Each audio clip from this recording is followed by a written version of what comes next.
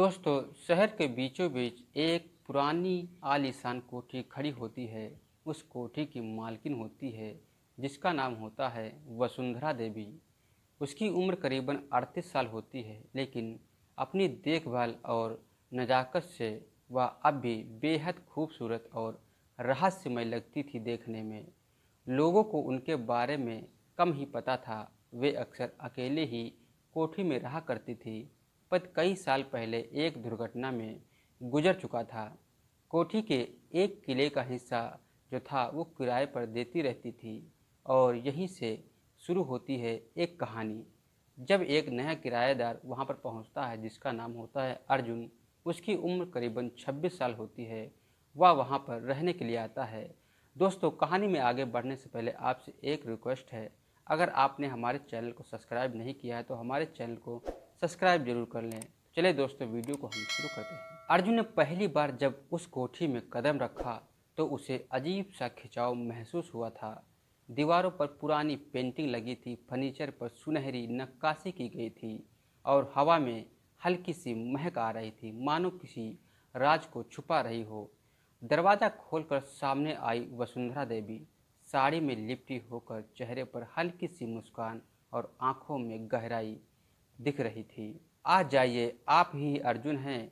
उसकी आवाज़ सुनकर धीमी और मखमली मुस्कान थी उसकी होठों पर। दोस्तों, वह कहता है कि हाँ, मैं ही अर्जुन हूँ, झिझकते हुए वसुंधरा से कहता है।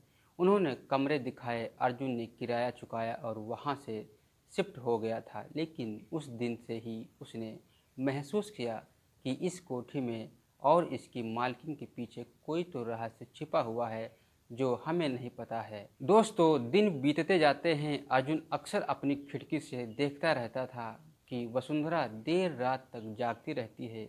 कभी किताबें पढ़ती है तो कभी लॉन टेन में इधर उधर टहलती रहती है पूरी कोठी भर में।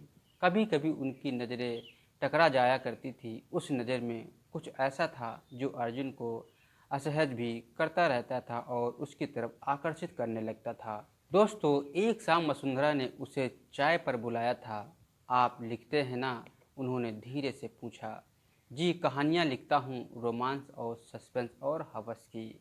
वसुंधरा ने मुस्कुरा कर कहा, अच्छा, तो शायद आप मुझे भी एक किराएदार की तरह देख रहे होंगी। दोस्तों, अर्जुन थोड़ी देर चुप रहता है और फिर बोलता है, शायद आप किसी रहस्य से घिरी हुई लगती है, मुझे नज़र आ रहा है।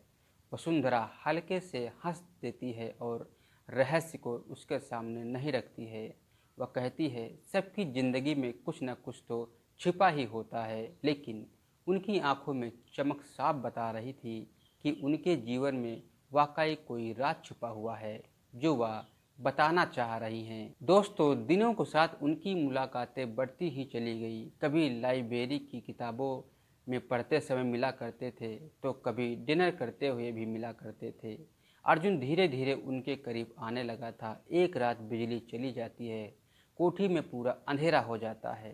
अर्जुन नीचे आता है तो देखता है वसुंधरा मोमबत्ती जलाकर वहीं पर बैठी हुई है। उस रोशनी में उसका चेहरा दिखता है और वह भी रहस्यमय लग रहा था, एकदम आकर्षक लग रहा था।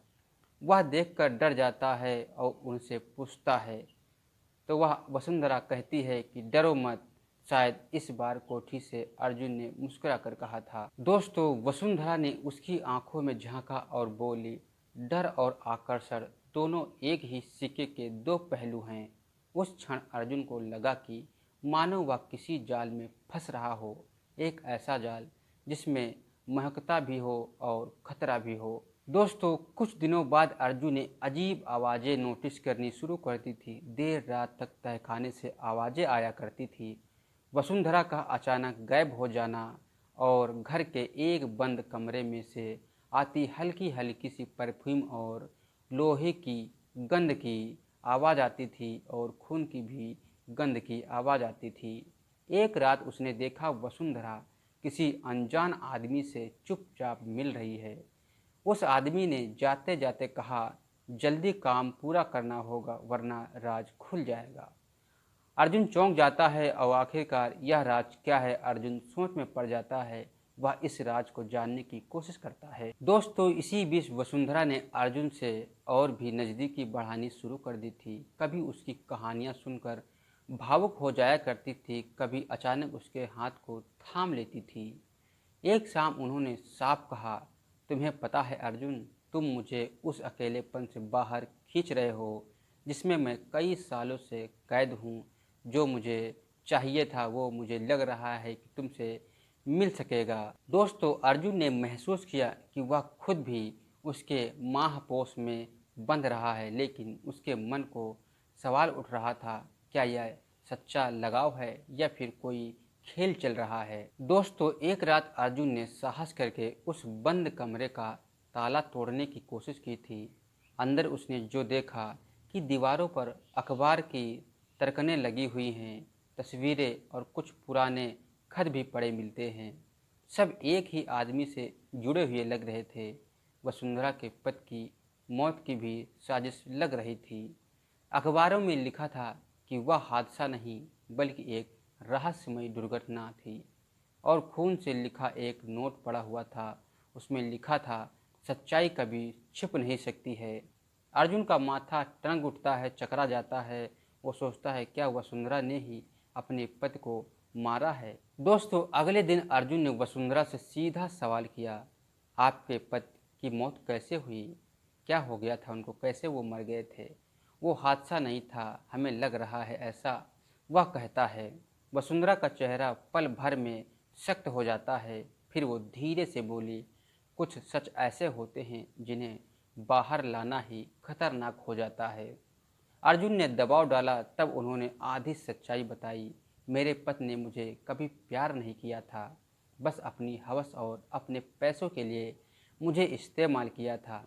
एक रात हादसा हो जाता है, मैंने किसी को भी कुछ नहीं बताया और वह धोखे से मेरे से उसकी मौत हो जाती है। लेकिन अर्जुन को लगा, अभी भी पूरी कहानी उसने साफ साफ मेरे को नहीं बताई है, हमें नहीं सुनाई है। दोस्तों, अर्जुन का दिल अब दो हिस्सों में बढ़ चुका था। एक ओर वसुंधरा का मोह आकर्षण कर रहा था, दूसरी ओर उसे शक का भी डर लग रहा था।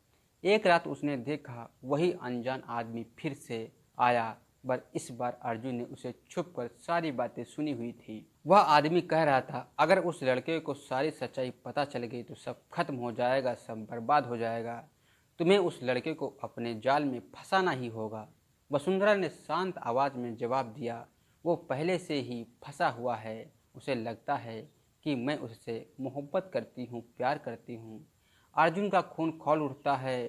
क्या वो सिर्फ मेरे को एक मोहरा बना रही है, मेरे को इस्तेमाल करना चाह रही है? दोस्तों, अगले दिन अर्जुन ने वसुंधरा का सामना किया, आप मुझे सिर्फ इस्तेमाल कर रही हैं। वसुंधरा की आंखों में अजीब सी चमक थी। अर्जुन कभी कभी मोहब्बत भी खेल लिया करता था, उससे संबंध भी बना लिया करता था, और खेल जीतने के लिए मोहरे चाहिए होते थे। दोस्तों, तो आपके पति की मौत कैसे हुई थी? वसुंधरा ने धीरे से कहा, हाँ मैंने ही किया था, और अगर तुम ज़्यादा खोदोगे तो तुम्हें भी वही अंजाम मिलेगा जो मेरे पति का हुआ है। अर्जुन पीछे हटने ही वाला था कि तभी वही जवान आदमी वहीं पर आ जाता है। असल में वह वसुंधरा का पुराना प्रेमी था। दोनों मिलकर लोगों को फंसाते और उनको ब्लैकमेल करके उनसे पैसे ऐंठा करते थे। दोस्तों, लेकिन अर्जुन इतना भी मासूम नहीं था जितना उनको लग रहा था। उसने पहले ही पुलिस को सूचना दे रखी थी और सबूत इकट्ठा करके पुलिस को दे रखे थे। जैसे ही वसुंधरा और उसका साथी अर्जुन पर मारने के लिए वार करते हैं, बाहर से पुलिस अंदर घुस आती है, दोनों को गिरफ्तार कर लेती है। तो वो दोनों सोचते हैं कि ये क्या हो गया, ये कैसे पुलिस को पता लग गया, अर्जुन को मैंने कुछ बताया भी नहीं, क्योंकि अर्जुन पहले से ही उनकी सारी सच्चाई जान चुका था। दोस्तों, वसुंधरा जाते जाते बस इतना कहती है, अर्जुन तुम जीत गए, लेकिन याद रखना मेरा मोह पास कभी छूटेगा नहीं। उसकी आंखों की रहस्यमय चमक अर्जुन के दिल में कहीं कहीं गहराई से उतर चुकी थी, क्योंकि वह उससे हर तरीके से मिल चुका था उससे। दोस्तों, अर्जुन के बाद में उस पूरी घटना पर एक किताब पूरी लिखी गई जिसका नाम था प्यार का जाल। किताब सफल रही, लेकिन जब भी कोई उससे पूछता था कि ये कहानी कितनी सच्ची है, वह बस मुस्कुरा कर कहता, कभी कभी हकीकत फिक्शन से भी ज़्यादा खतरनाक हो जाती है। और उसके मन ही मन में हमेशा यह सवाल गूंजता रहता था, क्या वह वसुंधरा को सचमुच उससे चाहता था या नहीं चाहता था, यह सिर्फ एक मोहरा था। दोस्तों, यह कहानी बस यहीं तक थी। दोस्तों, अगर यह कहानी आपको अच्छी लगी हो तो हमारे चैनल को सब्सक्राइब और प्यारा सा कमेंट करके ज़रूर जाइएगा। मिलते हैं दोस्तों आपकी किसी दूसरे वीडियो के साथ, तब तक के लिए धन्यवाद।